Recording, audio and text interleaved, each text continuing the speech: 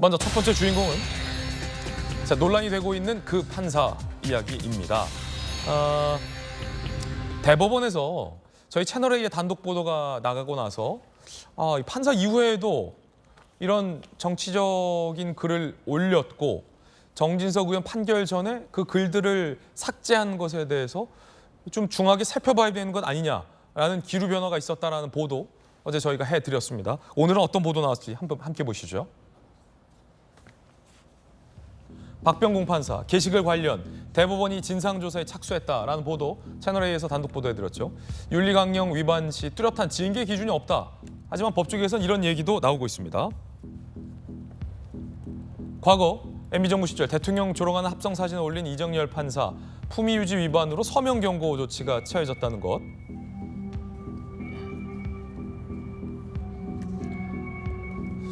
그래서 일각에서는 아니 판사가 성역이냐라는 비판의 목소리도 나오고 있는 상황입니다. 그 가운데 보수 성향의 변호사 단체에서는 성명을 냈습니다. 함께 보시죠.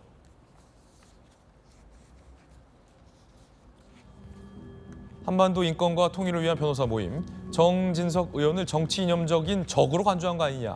대법원은 수사 의뢰 포함한 모든 조치를 취하고 국회도 박 판사 탄핵 여부를 검토해야 한다라는 얘기도 나왔습니다. 강력계 형사 출신은 어떻게 보는지 궁금한데 많은 지금 재판 하시고 계시잖아요. 네네네.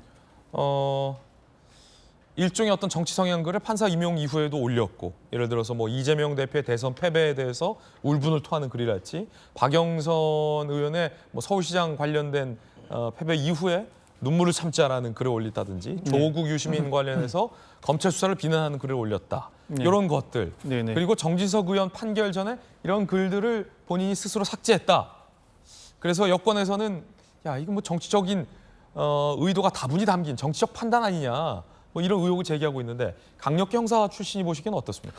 이 사건은 검찰이 벌금 500만 원을 구형했는데 징역 6개월의 실형을 선고했죠. 다만 법정 구속은 하지 않았는데 만약 항소심에서도 정진석 의원의 항소가 기각된다면 법정 구속될 겁니다. 항소심 단계에서는 더 이상 피고인의 방어권 보장이 큰 의미가 없어서 1심 판결이 유지된다면 법정 구속되게 될 텐데 정진석 의원 입장에서는 금고 이상의 형이 선고되면 의원직이 상실될 뿐만 아니라 이제는 법정 구속도 걱정해야 할 상황에 놓였습니다. 그렇죠. 그렇다면 이 판결이 과한가라는 관점에서 먼저 살펴보면 사실 이 사건은 애초에 검찰이 500만 원의 약식 기소를 했음에도 불구하고 법원이 정식 재판에 회부했습니다. 법원이 약식 기소에 대해서 정식 재판에 회부하는 경우는 두 가지. 첫째는 혐의가 인정되지 않을 수 있다는 판단이 들 때, 둘째는 벌금형에 그칠 사안이 아니라고 판단할 때입니다. 이 사안은 아마 벌금형에 그칠 사안이 아니라고 보고 법원이 정식 재판에 회부한 것 같은데 거기에 더해서 받고 있는 혐의 자체가 정보통신망법상 허위사실적시 명예훼손, 사자 명예훼손, 양형 기준 내라고 볼 수 있어서 판결 자체는 다소 세다는 느낌은 들어도 과하다고만은 평가할 수 없습니다. 그렇지만 박 판사가 법관 임용 후에도 SNS에 정치적 중립성을 의심할 만한 글을 썼다는 것이 사실이라면 이때부터는 문제가 달라집니다. 물론 이 사안을 두고 탄핵을 거론하기는 어렵습니다. 탄핵은 직무집행 과정에서 헌법 또는 법률을 위반하여야 하는데 직무집행과 직접적으로 연관됐다고 평가하기는 어렵죠. 그렇지만 징계도 어렵다는 평가는 나오고 있습니다만 징계는 해야 할 사안으로 보입니다. 이 징계는 해야 한다. 그 이유가 자, 지금 박성배의 돌직구예요.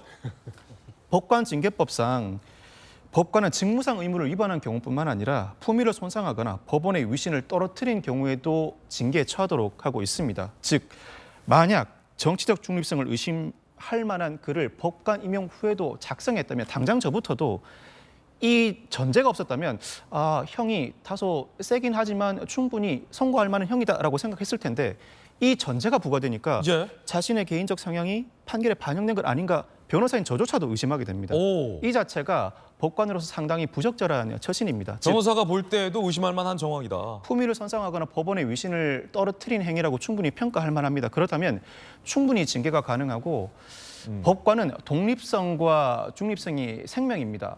법원의 정치적 독립은 스스로 챙겨나가야 합니다. 물론 국민이 부여해준 권리입니다만 스스로 챙기지 못하면 국민이 언제든지 회수해 갈 수도 있습니다. 스스로 챙기는 것이 가장 중요한 과제라면 여러 논란에도 불구하고 예를 들어서 여론에 등 떠밀려서 징계를 한다는 논란에도 불구하고 이와 같은 사안에 대해서 징계를 정확하게 해줘야 앞으로도 이와 유사한 일이 더 이상 벌어지지 않습니다. 법관 스스로가 자신의 중립성과 독립성을 챙기는 차원에서라도 이 사안에 관해서만큼은 징계를 해야 마땅하지 않을까 생각합니다. 박성배 변호사의 소신이에요. 사실은 이 사안에 대해서 많은 변호사님들이 실제로 재판을 뛰시는 변호사님 같은 경우는 이 재판부를 매번 상대해야 되니까 이 판사가 굉장히 독립적이고 또 재판부가 어쨌든 한 식구라는 의식이 강해서 재판부에 대해서 뭔가 좀 불이익이 가는 듯한 어떤 발언, 소신이 있다고 좀 자제하는 변호사들이 많은데 우리 박성배 변호사는 강력기 형사 출신이기 때문에 나 재판은 재판이고 내 소신은 소신이다.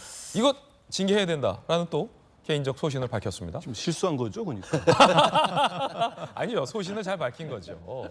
자, 그럼 판사 출신은 네. 어떻게 생각하시는지 궁금해요. 제가 뭐 논평도 내고 저는 정진석 이제 의원님의 이제 선고 지난 일주일 전인 8월 10일에 있었는데 그 현장에도 있었습니다. 그런데 뭐냐면 이게 재판의 사실 외관상의 공정성도 굉장히 중요하거든요. 그러니까 예를 들어서 이제 이러한 선고가 나왔다. 사실 이제 그것만 가지고 비난할 수는 없습니다만 그런데 이러한 정치적 성향, 특히 국민의힘을 굉장히 싫어하고 그리고 또 초년 시절에 썼던 글을 보면 좌익 제야당의 명령을 받고 법원에 침투하고자 법대 진학한다 이런 글도 있거든요.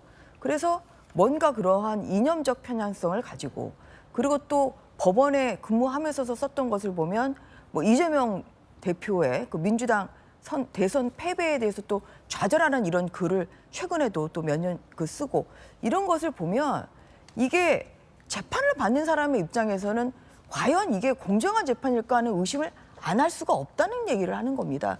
그래서 판사로서 특히 어떤 그런 정치인의 사건이나 아니면 사회적인 굉장히 의견 차이가 많은 이러한 사건을 할 때는 굉장히 본인을 더 가다듬고 그런 외관을 보이기 위한 노력을 끊임없이 저는 해야 된다고 생각합니다. 제 스스로도 판사실에 굉장히 엄격하게 그러한 관리를 저는 하려고 노력을 했었는데요. 그런데 보면은 이런저런 정치적인 성향의 내용을 너무 많이 쓴 거예요. 너무 많이 썼기 때문에 이 판결은 박경호 판사가 나는 거기로 그런 내 주관적 견해를 표명한 것이 아니라고 해도 그것을 재판의 당사자인 정진석 의원뿐만 아니라 이것을 지켜보는 많은 사람들은 과연 박병경 판사의 이 사적 감정이 이 판결에 없었겠냐. 사실 이러한 것을 의심할 수밖에 없는 그런 상황이 된 거죠. 그래서 제가 드리고 싶은 말씀은 정말 판사들은 외관적으로도 공정하게 보이려는 각고의 노력을 해야 된다.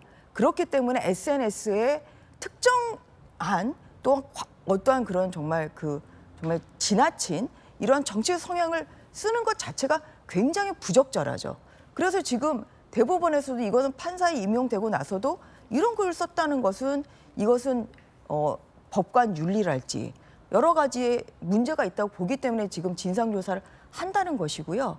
저는 그 결과에 따라서는 저는 징계를 할 수도 있다고 생각합니다. 그리고 이게 윤리강령이 물론 권고적 효력이 밖에 없습니다만 법원도 이러한 SNS에 물론 공과 사는 구분해야 되고 어떤 사적 생활에 법원이 관여하게 하는 것도 어느 정도 한계는 있습니다만 그런 면에서 어떤 기준을 좀 정해야 된다. 저는 이제 그런 생각을 좀 가지고 있고 그런 말씀을 지금 드리는 바입니다. 예, 한미수 대변인. 저는 이제 보수 진보를 떠나서 재판이 1심이 됐던 대법원 최종심이 됐던 판결에 일단은 정치 권력, 특히 집권 세력이 바뀌니까요. 당시에 집권 세력이 개입을 하거나 과도한 비판을 하는 건 그 또한 상당히 바람직하지 않다고 생각을 합니다. 특히 우리 박 판사에 대한 것들이 고등학교 때 쓴 글을 가지고 문제 삼아서 노사모 같다는 평가를 한다거나 이런 것들은 저도 아마 고등학교 때 일기장에 뭘 썼을 거예요. 그때 속아가지고 독재자를 찬양할 수도 있겠습니다만 그러면 저의 성향이 변절이 된 겁니까? 아니면 왜 그때 성향으로 기자 생활한 거야? 이건 과도한 비판이죠. 그래서 판사가 된 이후에 SNS에 글을 쓴 거 이 부분은 좀 따져볼 필요가 있다고 봅니다. 왜냐하면 이제 우리 국민들의 표현의 자유, 양심의 자유가 있어요. 분명히 있고 판사로서의 중립성, 독립성이라는 게 있을 겁니다. 그러니까 대법원이 이제 진상조사를 한다고 하니까 그 결과를 좀 지켜보면 좋을 것 같고요. 다만 저는 정진석 의원이 쓴 글은 6년 동안 정진석 의원은 유족들한테 사과 한 번 안 했습니다, 제대로. 근데 한번 그 내용을 살펴보십시오. 권양숙 씨가 부부싸움하고 가출을 하고 노무현 대통령은 그래서 극단적 선택을 했다. 이거 거짓말이잖아요. 우리 국민들 다 알지 않습니까?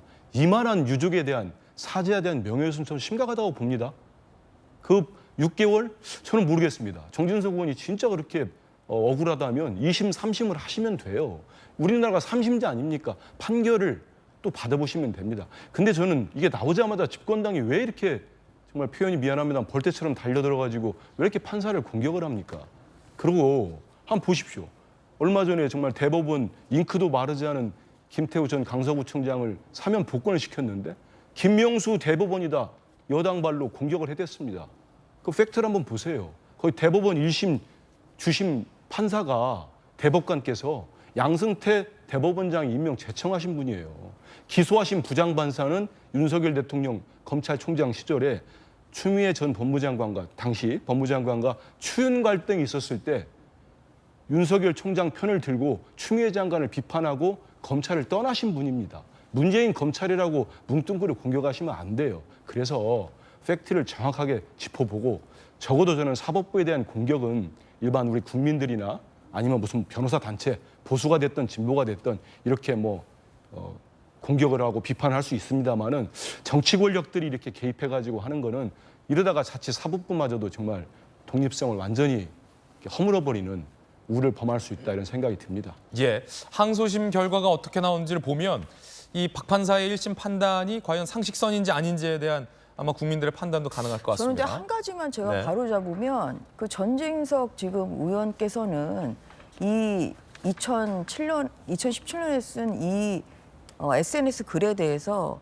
좀 사회적으로 문제가 되자 다시 SNS를 통해서 이것은 지금 어떠한 이런 이 글을 쓰게 된 경위를 설명을 하시면서 이거는 명예훼손 만약에 이제 그걸로 인해서 감정이 상했다면 그거는 사과드린다 유족에게 그러한 글을 SNS를 통해서 썼던 걸로 저는 그렇게 알고 있습니다. 그래서 방금 이제 한민수 대변인 얘기하신 아무런 그런 사과를 하지 않았다. 이거를 좀 사실과 다르기 때문에 그것은 저는 알겠습니다. 바로잡는 바입니다.